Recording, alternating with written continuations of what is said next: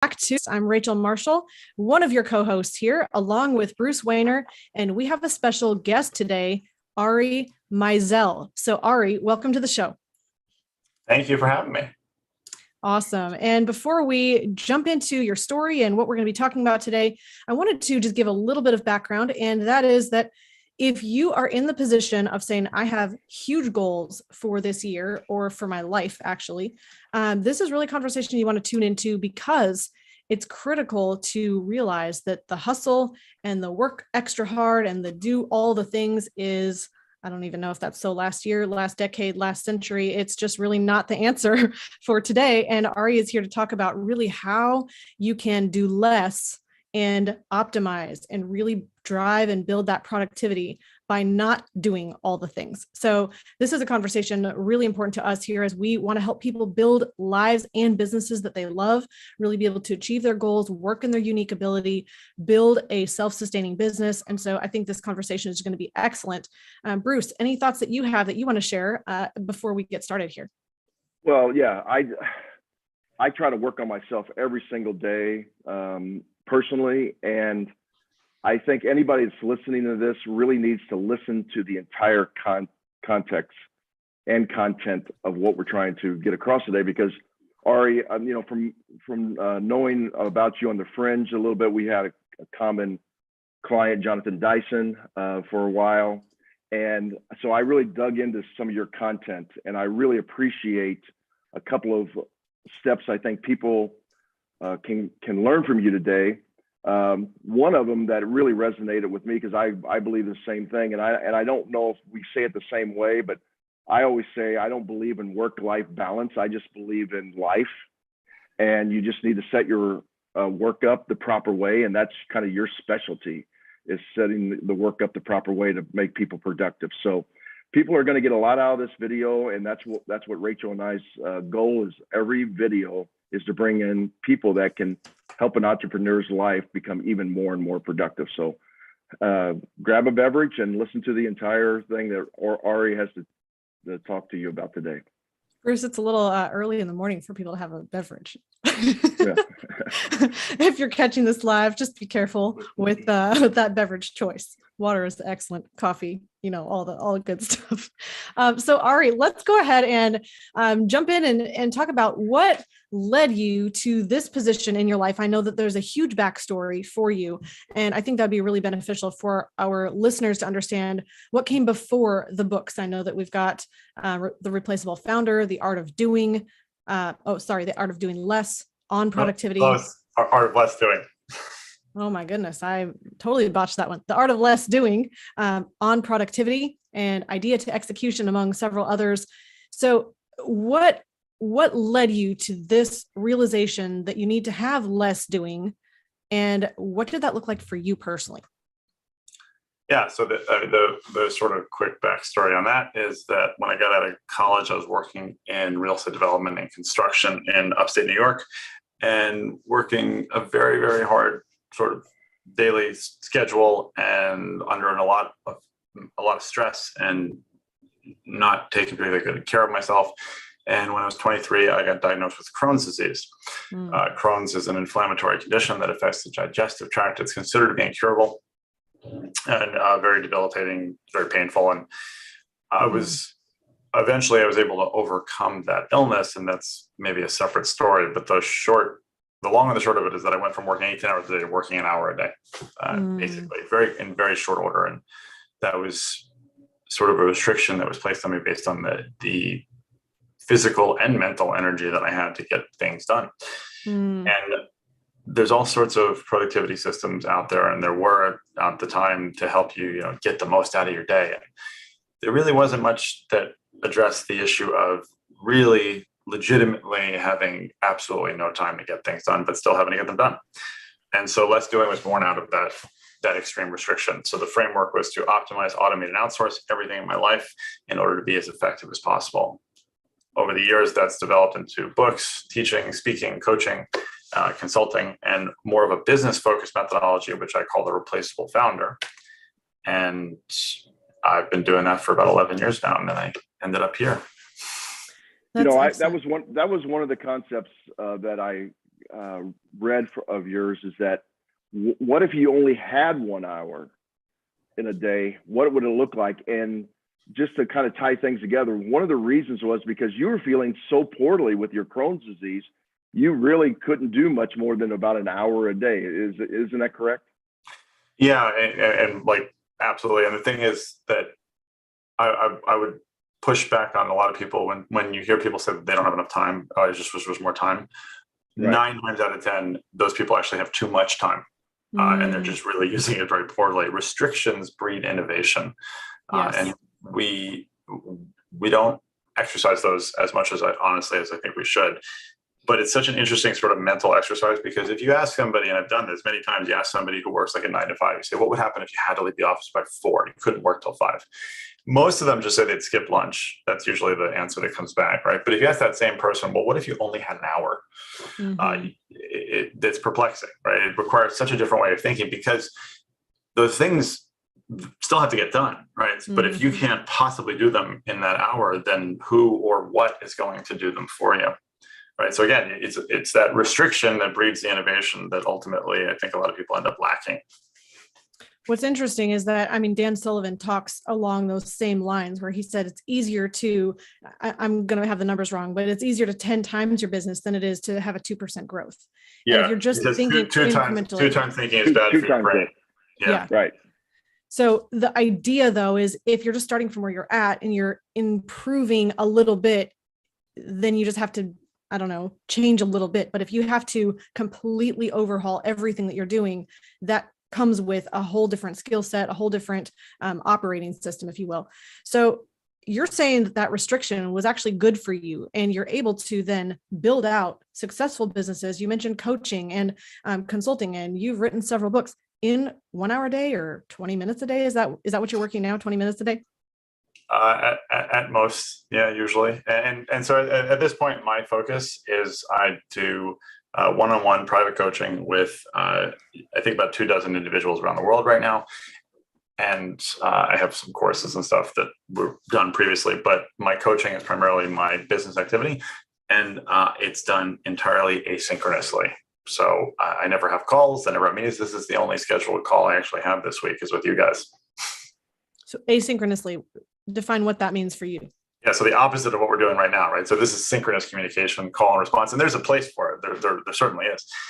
But so many things that we do, that people do, that they're just used to doing from culture and from history and whatnot, really doesn't need to be done synchronously, and actually is really detrimental if it's done synchronously, because matching 2 people up on the same schedules so that they're both like at peak, performance levels is pretty difficult to achieve. So asynchronous means that I communicate when I want, where I want, and you receive it when you want, where you want, and respond in kind. Now, email is technically an asynchronous tool, but most people just don't use it that way. Same thing with like text messages. The main tool that I use is called Voxer, which is a voice communication tool.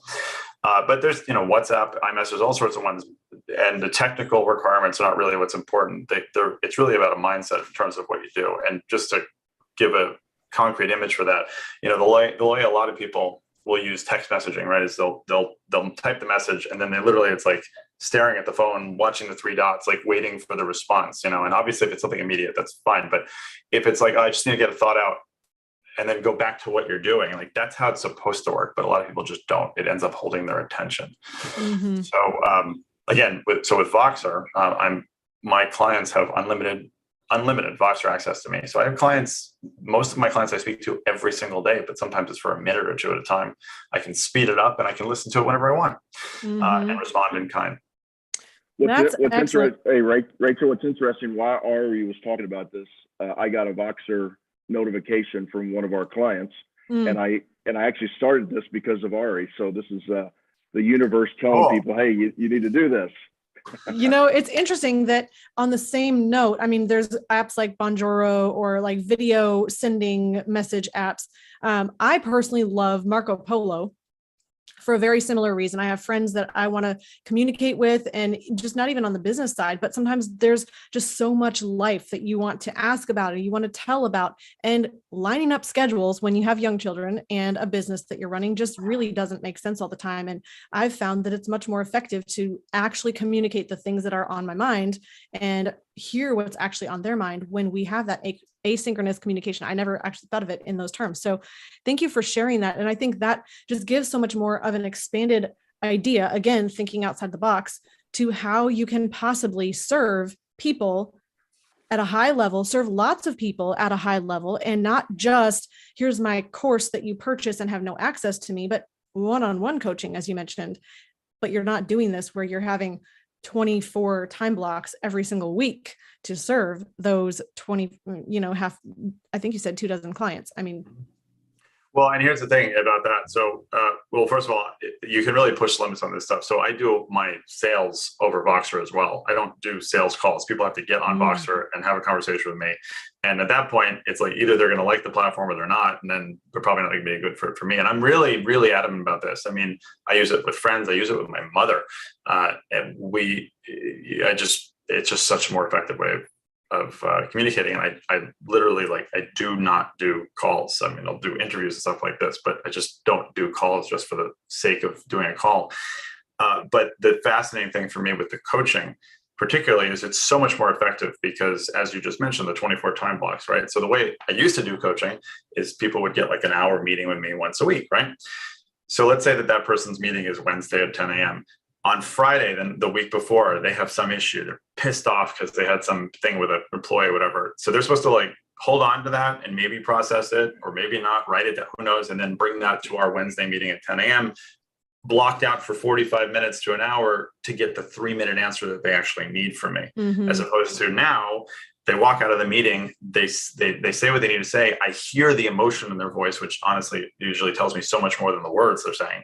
And I can think about it for a couple hours, maybe less, and then respond with that 30-second like silver bullet. Oh, that's awesome.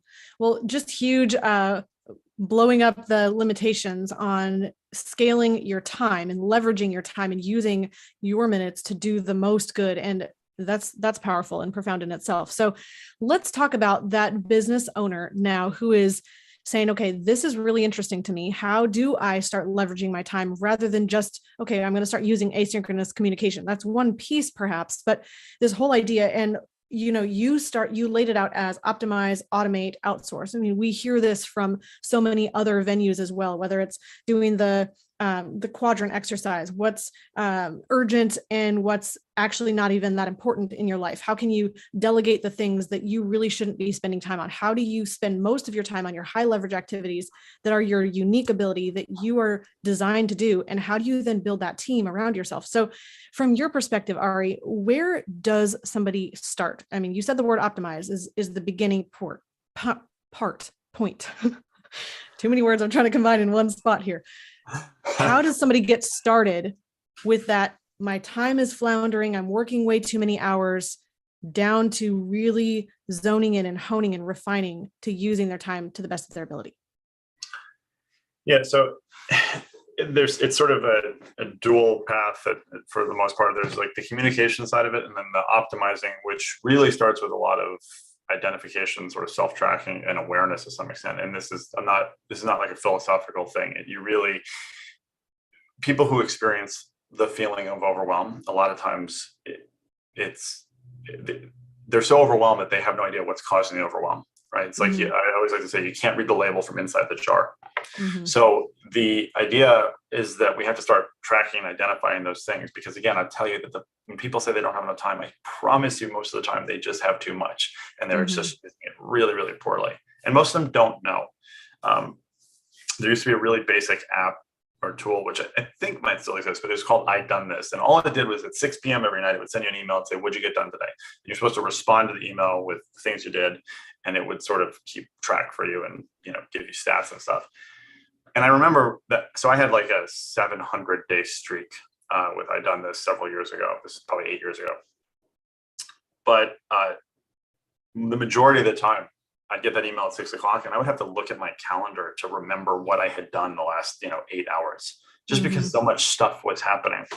So just that alone is like indicative of how little we're kind of aware of everything that's going on. So if you start to do that, you can track things with a piece of paper. You can use apps like Rescue Time. You can use devices like the Timular. There's all these things to do it with. It doesn't really matter which one you choose, but start with something, because then you're going to start finding out that you're spending, half your week on sales meetings or something, or way more time on email than you should. Email is a whole other conversation that we probably should get into, but understanding that also gives people an element of control, and control, in my opinion, is the antidote to stress.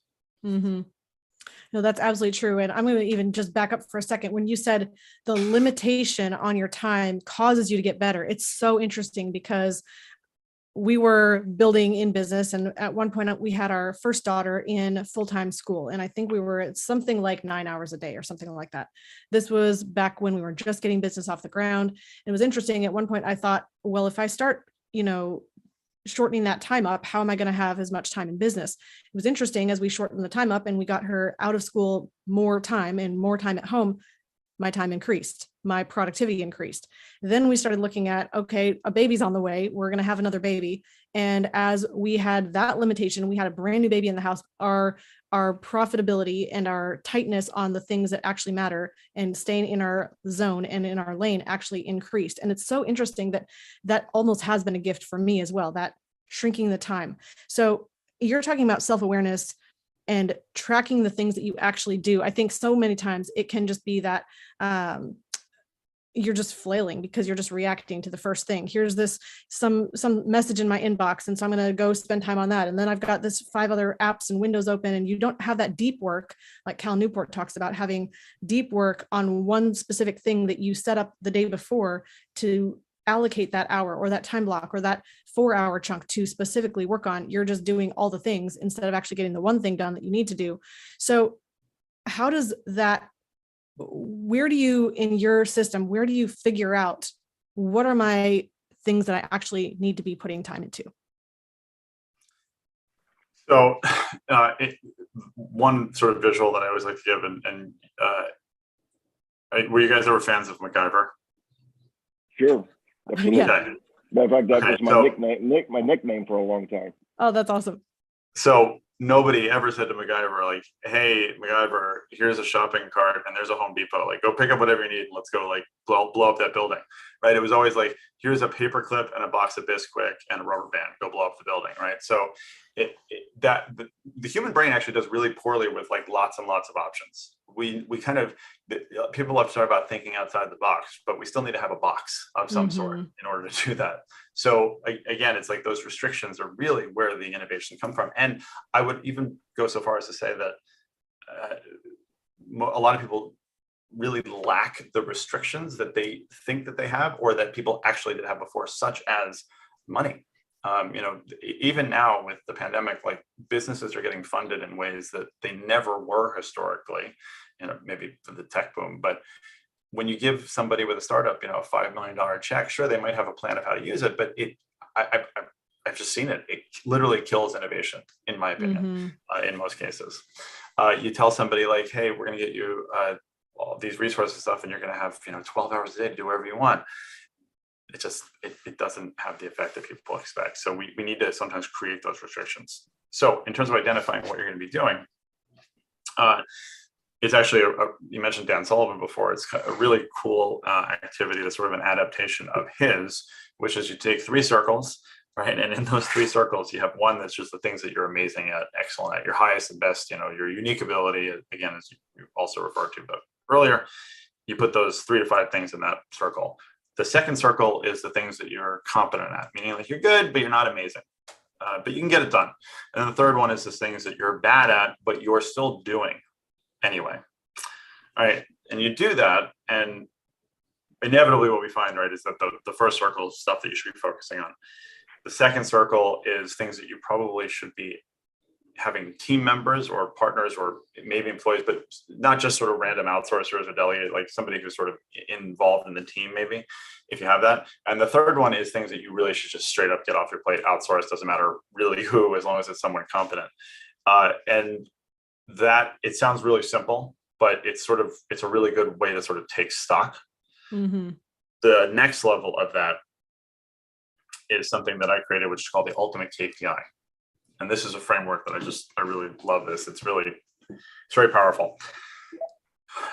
So what we do is we have a list, and there's a worksheet for this, but you don't need it, honestly. It's very simple. You just write down the 20 things that you do on a regular basis. And it can be sort of as micro or macro as you want.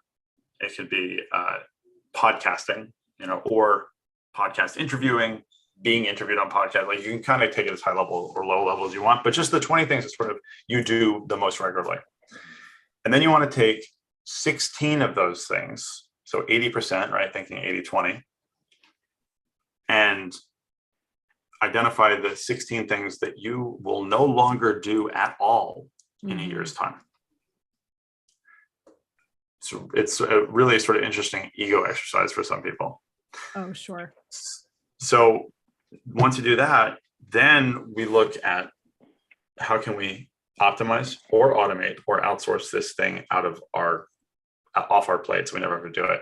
It's really fascinating. And then you want to track your progress towards that goal throughout the year. So what I love about this, reason I call the ultimate KPI, is that you can use it for pretty much anybody at any position in any business, right? This could be for a founder of a startup, to the COO, to the janitorial services, if you want, honestly. And we've done this.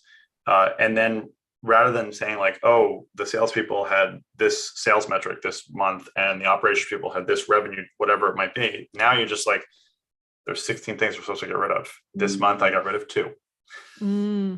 Next month, nothing. So that's not good. We got to figure out what's going on. But it's a fascinating way to sort of track people's progress towards replaceability, which is what we really want. I love that. And I think there's a question that comes up for me, and I know it comes up for other people as well along this path, that there's that jumping off a cliff moment that you have to do something that you've never done before, that's completely new and different, that can bring up probably a lot of fear.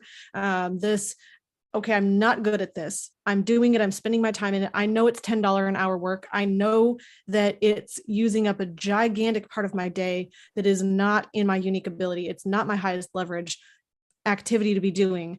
I need to delegate that. I haven't delegated this kind of work before. It's going to be a lot of work to hire somebody, to train them, to get them to be able to do these things. So what's your answer to that concern?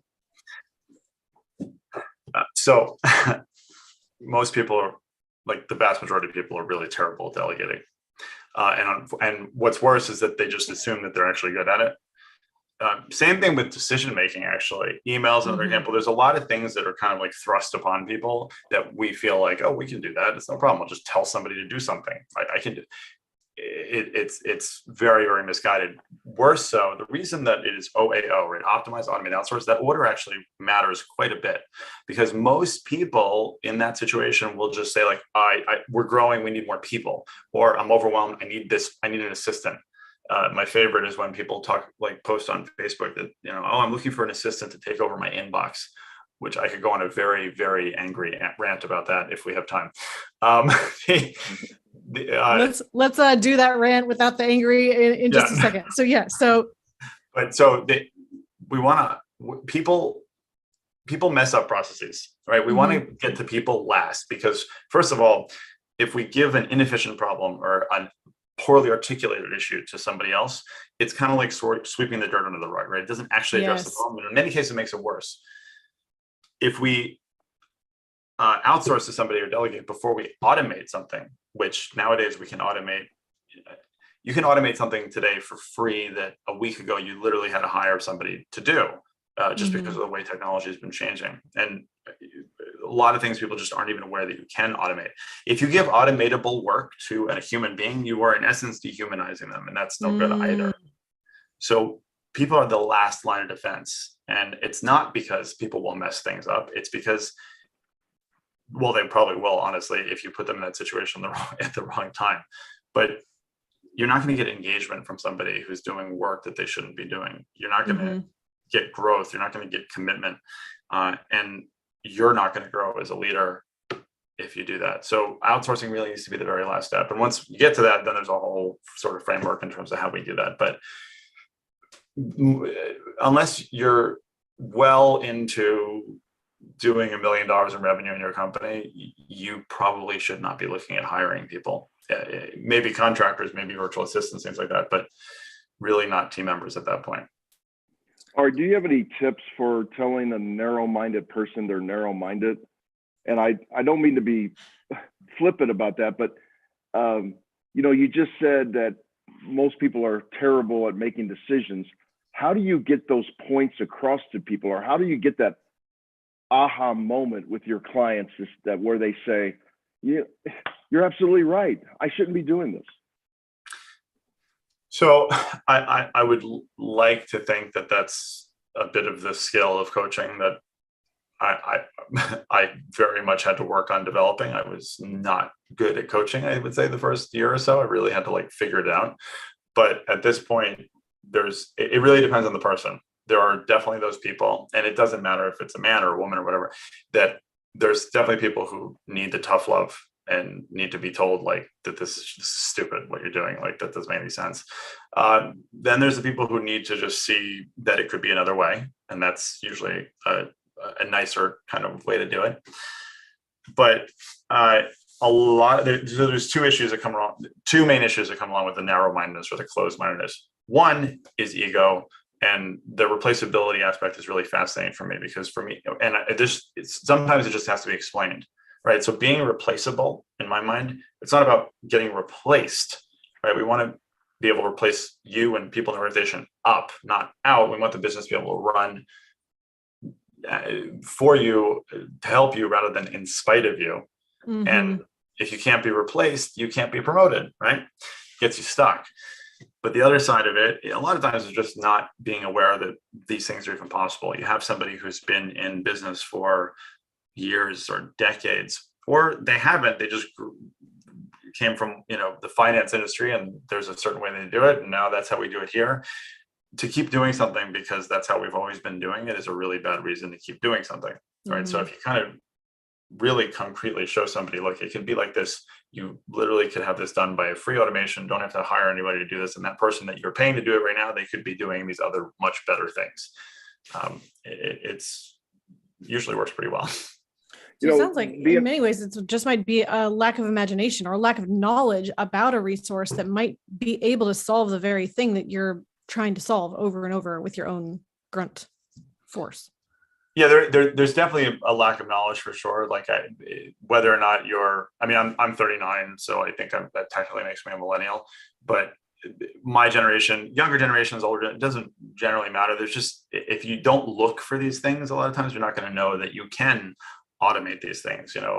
It's the same idea of people who you talk about them using a virtual assistant. Yeah, I don't like the idea of somebody that I don't know or I haven't met or something. And it's well, you're really limiting yourself then, because hopefully this amazing, intelligent person who wants to work for the salary you're offering lives in the same zip code as you. That good luck. Mm-hmm.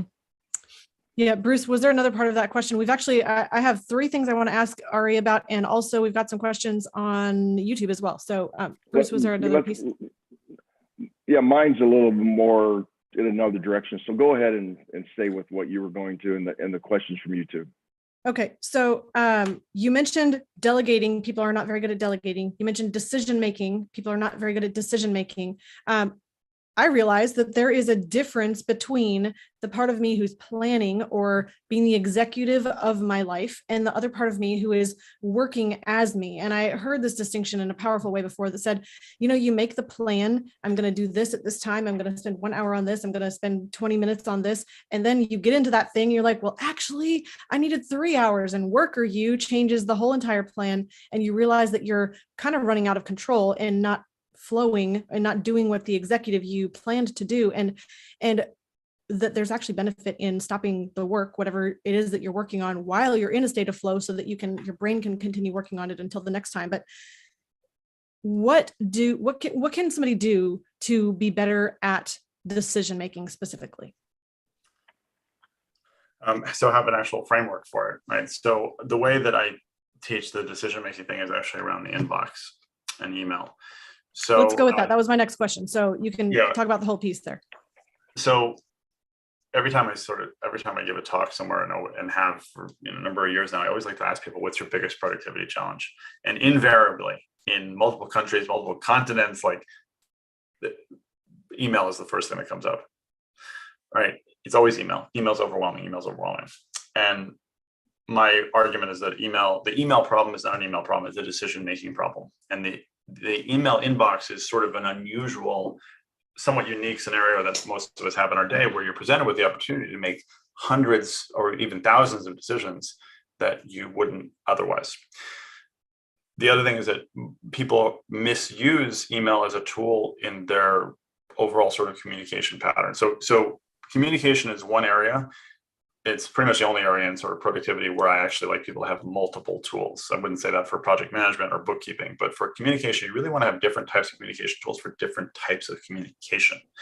And so many people just try to bunch everything into one. So one hard rule for me with companies and clients that I work with is email is a terrible tool for internal communication with a team.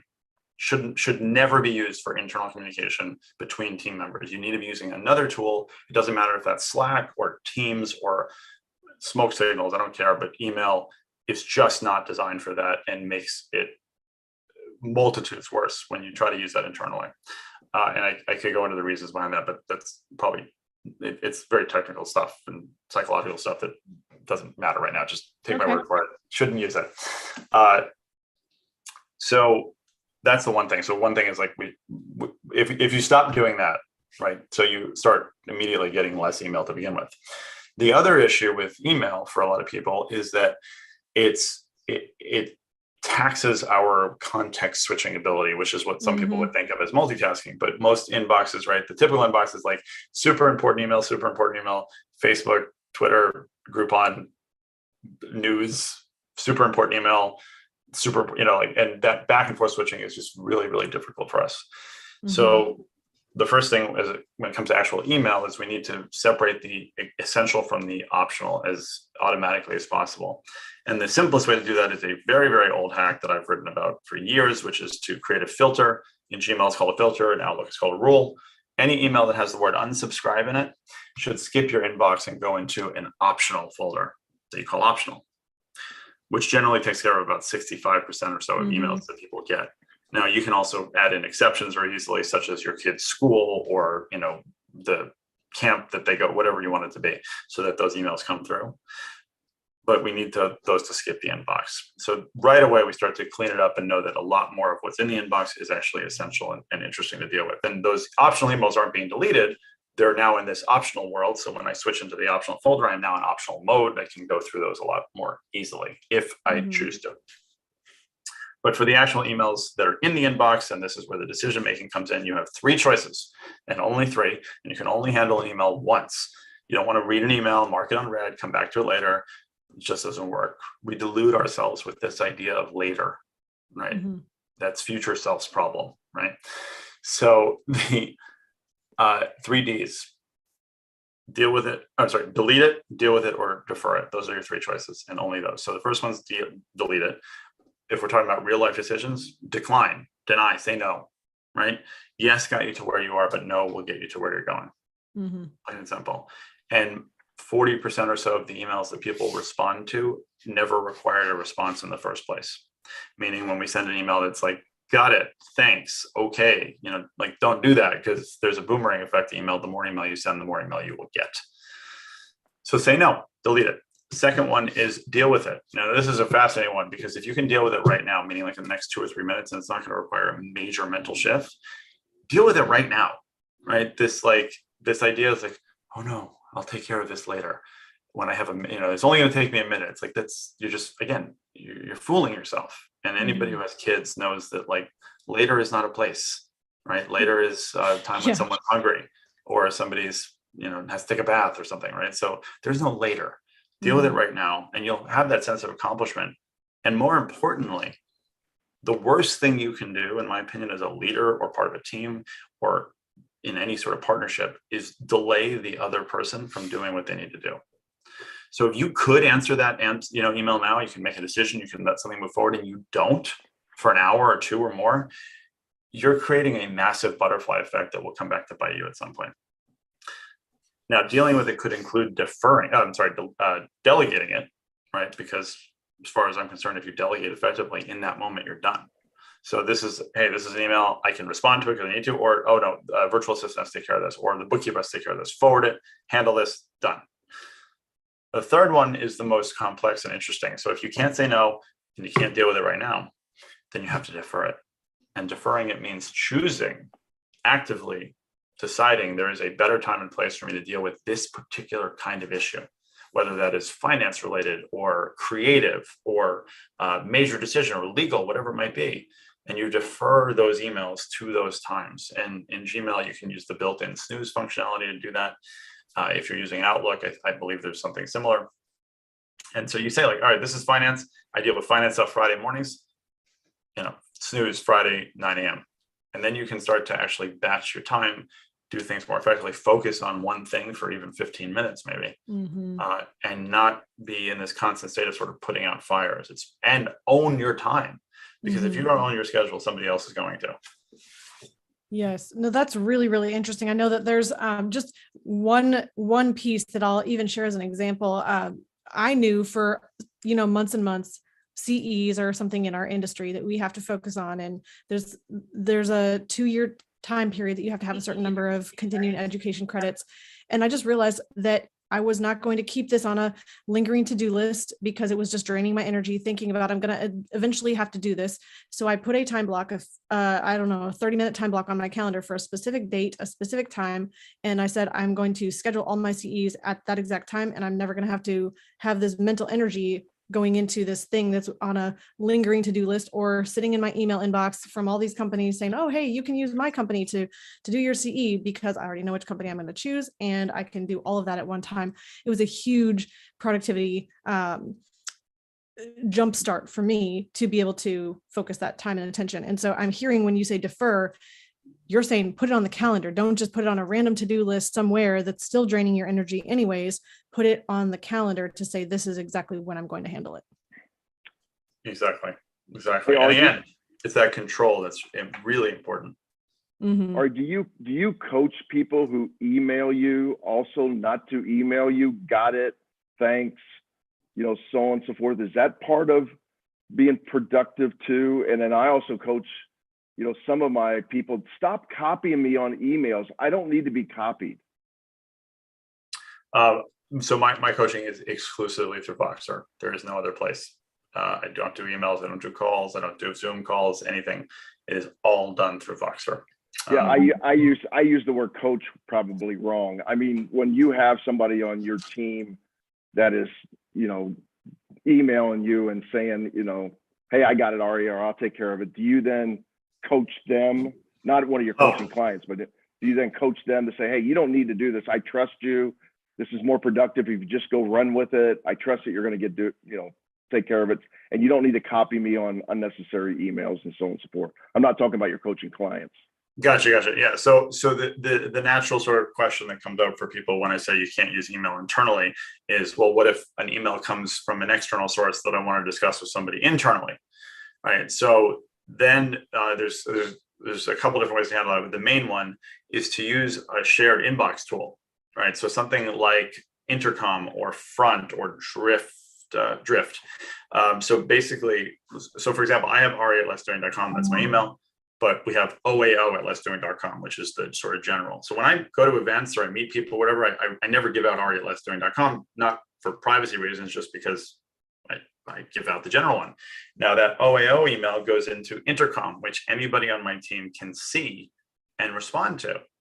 And if we need to discuss it, you can even make a note to somebody on the team internally. You can discuss it right there, and it's a separate tool, right? So it's not the inbox, it's not Slack, whatever it is, Intercom or whatever the tool is that you're using.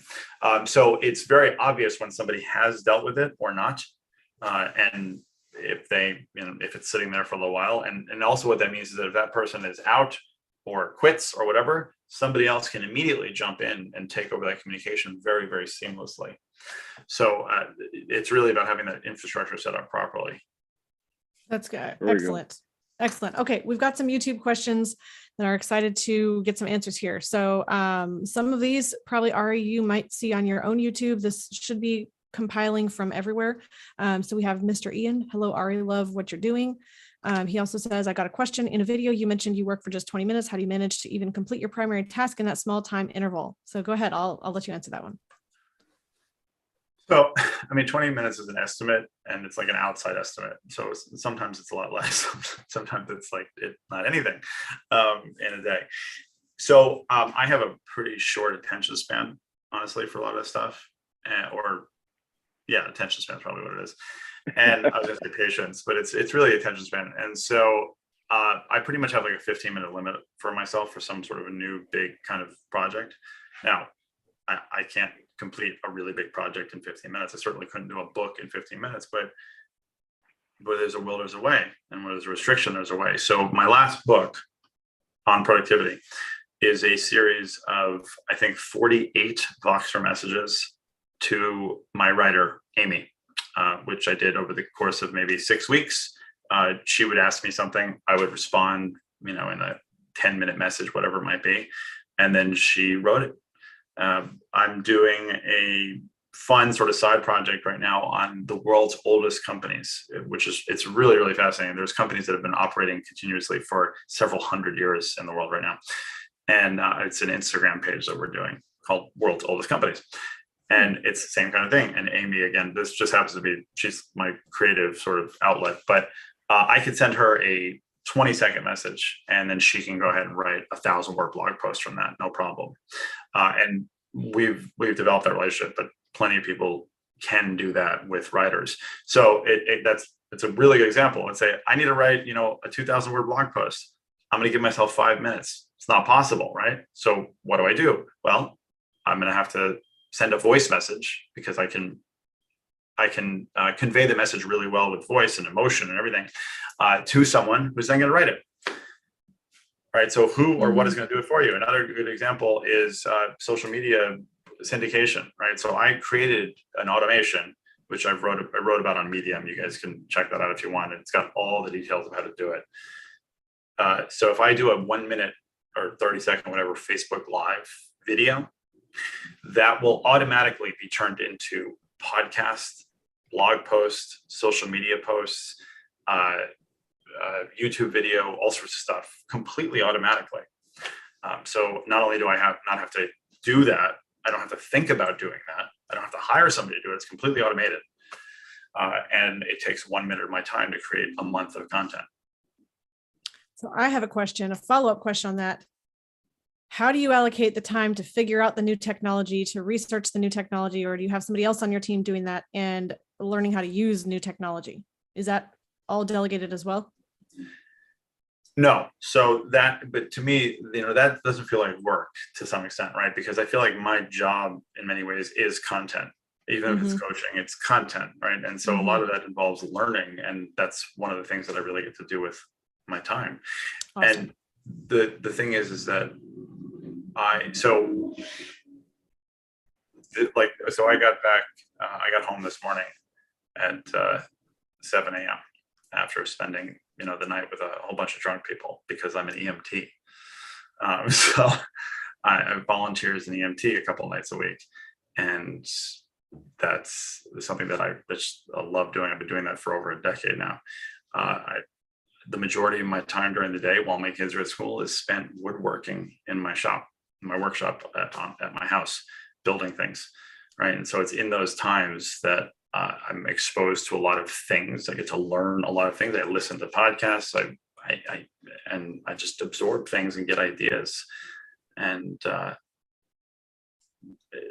lot of times people end up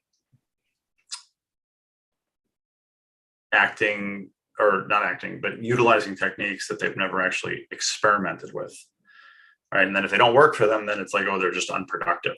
And that's just the way it is. And maybe they'll try something else. But if we look at the things that we do as experiments, meaning that there's an opportunity to fail, to learn from it, to change things, to tinker and, noodle and obsess in some cases, it really changes the perspective, I would say, on how we work. That's excellent. And I love the idea that there's so much value in having those inputs, whether you're reading or you're listening to podcasts, or you have a book on an audiobook that's playing, or you're reading articles from different industries, even, because that fuels your creativity to be able to think about things differently when you hear something. I mean, even from woodworking, you're getting the real-time feedback from that's then teaching you something about communication, which is just so interesting how our brains can cross across so many levels doing that. So let's go ahead and look at another question here. I do not know how to pronounce this. Ari, I'm doing a 12-hour job and cannot really learn any new things. So how do I go for new things and go for the path to financial freedom? 12-hour job and can't learn new things. That cannot really learn any new thing. There's more part here. I do $100 job per month. I'm not sure I'm understanding this correctly, but this is what it says.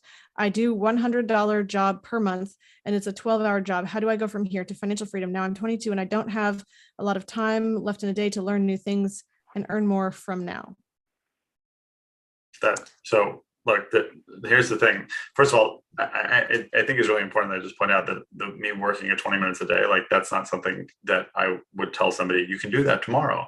You know, this isn't a get rich quick kind of thing. Like that's taken me 11 years to get to that point where I can do that. And I don't know anything about this person other than that comment, but there's always time. I'm sorry, you know, I have 4 small children and I volunteer overnight as an EMT. Like there's always time somehow, you know, and maybe that's listening in your car for 15 minutes, or maybe that's read that there's you have to make that time. I promise you, there's probably something else you're doing with the rest of the 12 hours in the day that you might be able to exchange for the idea of learning. And, you know, I'm not necessarily a Gary Vee fan, but he's always talked about like there's the 9 to 5 and then the 7 to 2, you know, the 7 p.m. to 2 in the morning, right? Where you work and you on the side thing, get things done. And that's not necessarily healthy long-term, but sometimes you just have to work harder. That's the thing with this. And I have worked very, very hard in my life. This is not about actually doing less overall. This is about doing less of the things that are not an effective use of your time.